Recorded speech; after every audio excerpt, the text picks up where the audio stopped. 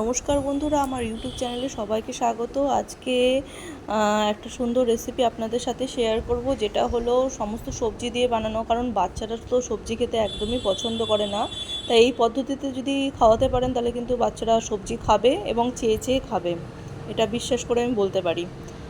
এই এই মানে ভেজ পকোড়াটা তৈরি করতে কিন্তু পুরোটাই সবজি দিয়ে করা, এবং ঝালটা একটু কম দেবেন বাচ্চারা খেলে।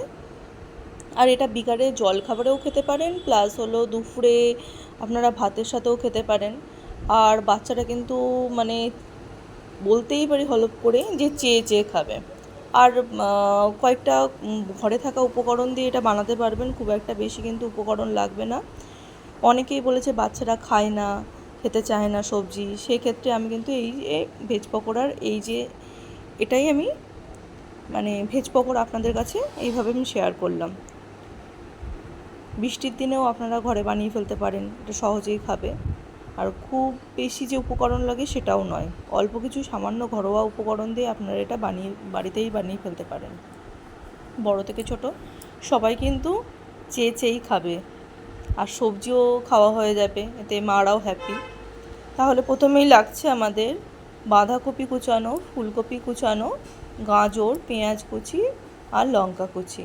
এইগুলোকে সমস্ত কিছু আমরা কি করব, ভালো করে ধুয়ে নেব আর জলে ভিজিয়ে রাখবো বাঁধাকপি আর ফুলকপিটাকে, তারপরে কাটবো। তারপর এর মধ্যে কালো জিরে অ্যাড করব,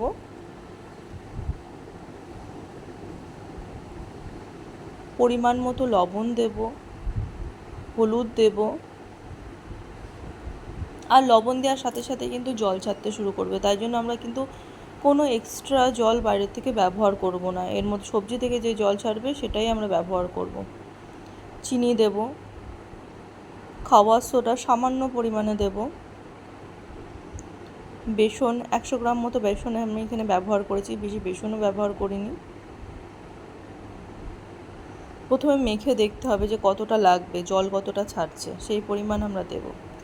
আর গোবিন্দভোগ চাল আমরা ভিজিয়ে নিয়ে বেটে নিয়েছি, বেটে নিয়ে এটা অ্যাড করব যাতে বড়াটা খুবই ক্রাঞ্চি আর মচমচে হয়। তার জন্য দেখেন আমরা মাখতে শুরু করে দিয়েছি। সবজির মধ্যে থেকে যে জলটা বেরোচ্ছে সেই জলেই কিন্তু আমি মেখেছি। এর মধ্যে আর একটু প্রয়োজন হবে, এর মধ্যে আমি আর বেসন দেব না, এর মধ্যে আমি 50 গ্রাম মতো কর্নফ্লাওয়ার ব্যবহার করব। এতেও জিনিসটা খুবই মুচমুচে হয়। এবার প্রথমে তেলটা গরম করে নিয়ে তারপর মিডিয়াম হিটে আমরা বড়াগুলো ভাজবো। হাই ফ্লেমে ভাজলে কিন্তু বড়ার ভেতরে কাঁচা কাঁচা থাকবে, কিন্তু বড়াগুলো ভালো করে ভাজা হবে না, তাই জন্য মিডিয়াম হিটেই এগুলো ভাজতে হবে। বড়া ভাজতে গেলে কিন্তু তাড়াহুড়ো করলে চলবে না, খুবই আস্তে আস্তে বড়া ভাজতে হয়, তাহলে জিনিসটা খুবই ক্রাঞ্চি হবে। আর তাড়াহুড়ো করলে ওপরে রং চলে আসবে, প্লাস পুড়ে যাবে, কিন্তু সেটা খেতে সুস্বাদু হবে না। আর ভেতরে যদি কাঁচা কাঁচা থাকে সেটা কি খেতে সুস্বাদু হয় কোনো দিনই?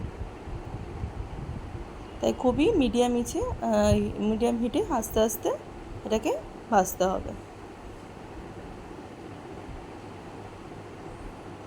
এক পিঠ হয়ে গেলে তারপরে আমরা আবার আর এক পিঠ উল্টে পাল্টে দেবো। এরকম করে উল্টে পাল্টে জিনিসটাকে আমরা খুবই ভালো করে ভেজে নেব।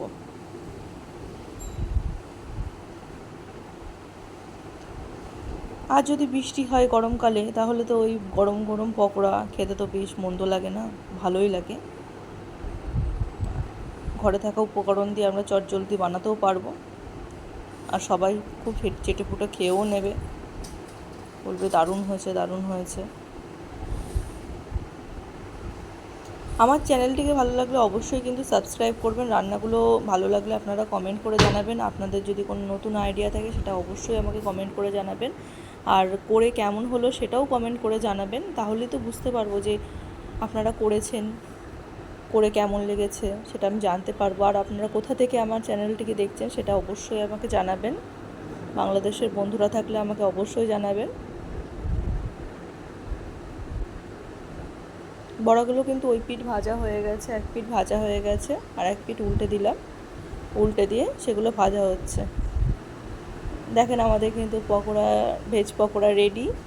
এরকম সুন্দর ভেজ পকোড়া করতে হলে কিন্তু মানে অবশ্যই আমার চ্যানেলটিকে ফলো করতে হবে, আর সুন্দর সুন্দর রান্না জানতে গেলে আমার চ্যানেলটিকে ফলো করতে হবে, আর আমার সাথে আমার ভিডিওগুলো অবশ্যই দেখবেন শেষ অবধি। লাইক করবেন, শেয়ার করবেন আর কমেন্ট করবেন।